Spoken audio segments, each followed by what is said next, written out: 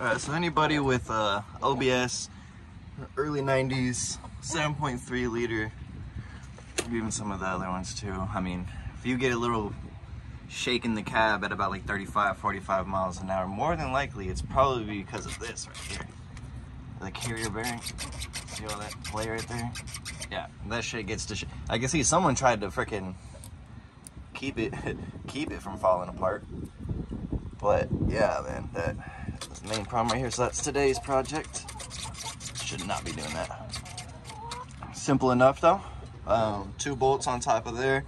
I'm not too sure, I think they're 14s. And then you got 4 of them back here where it connects to the rear.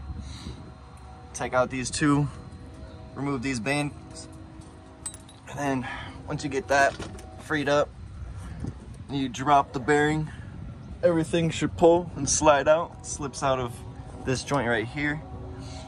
And then other than that, you got to worry about knocking that bitch off of the old bearing off of the shaft and the new one on. We'll see how it looks after. All right, little update. Shaft is down, new bearing is off, but it wasn't fun. Yeah, you save yourself some time trying to bang the hell out of it. Might as well just go ahead and get the grinder, take your time, cut the sleeves off. Then after you get the sleeves off, then you got the main bearing. I don't even know what you want to call that, this main outer shell where it holds the bearings. Then you got the inner liner. And then this is what is the hard part to get off. You know, this is all up in there. You got all your bearings and gaskets and all that, but yeah, just go ahead and cut it off. I nicked it just a little bit, but you know what? That ain't gonna hurt anything. Now the fun part, trying to get that sucker on there. Next update. Inside note, I kind of was, you know, trying to take extra precautions to make sure that I put this back exactly how it was, just in case it was clogged or anything, but where is she? There she is.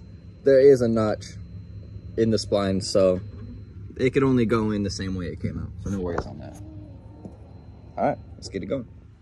All right, she is on. Putting it on is way easier than taking it off, obviously. I just, once I got the bearing off of the shaft, I took my wire wheel, brass wire wheel, so it doesn't, you know, chew up the metal, but I cleaned up the whole little part where it slides onto and a little bit on the outside, you know what I mean? Just kind of help, you know, some rust and shit falling in when I'm tapping it in there.